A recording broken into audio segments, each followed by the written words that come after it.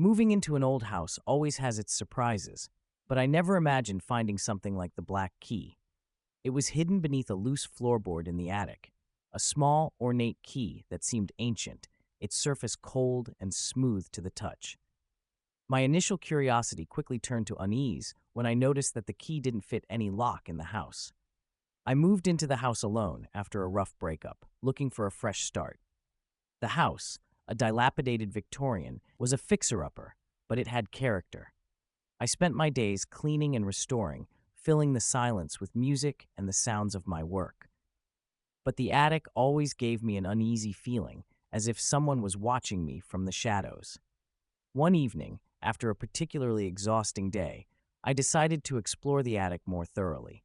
That's when I found the loose floorboard and the black key beneath it. It felt heavy with significance, and a part of me knew it was important, though I couldn't explain why. I took it downstairs, intending to research it later. That night, I dreamt of a door. It was an old, weathered door, its wood splintered and its surface covered in strange, intricate carvings. The black key was in my hand, and I felt an overwhelming urge to open the door. Just as I was about to insert the key into the lock, I woke up, drenched in sweat. The dream haunted me for days. Every night, it was the same door, the same key, and every night I woke up before I could open it. During the day, I felt the house growing colder, the shadows in the attic seeming darker and more menacing. I started hearing faint whispers, like distant conversations just out of earshot. Driven by a mix of fear and curiosity, I searched the house for any sign of the door from my dreams. I checked every wall, every hidden corner, but there was nothing. I even considered that it might be a metaphor, something my subconscious was trying to tell me. But the dreams persisted, and the whispers grew louder.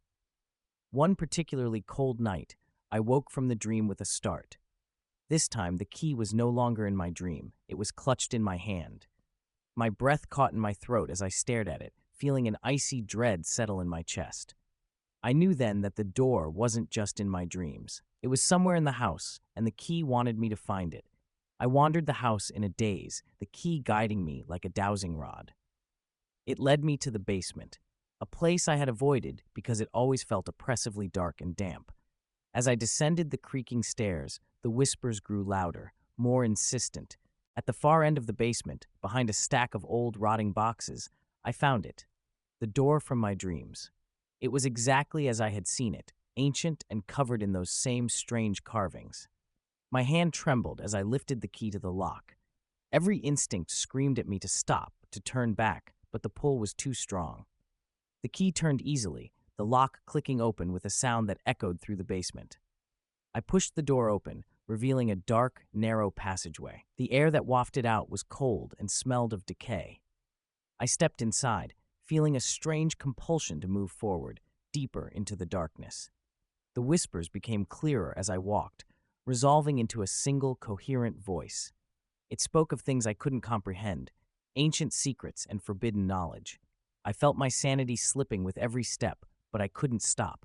I needed to know what lay at the end of the passage. After what felt like hours, I reached a small chamber. In the center stood an old stone pedestal, and upon it, an ornate black box. The whispers urged me to open it, promising answers, power, and more. My hands moved of their own accord, lifting the lid. Inside the box was nothing but darkness, a void that seemed to swallow all light.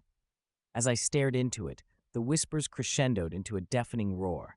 I felt myself being pulled into the box, my body and mind unraveling. I tried to scream, but no sound came out. The last thing I saw before everything went black was the key, lying at the bottom of the box, its surface now covered in my blood.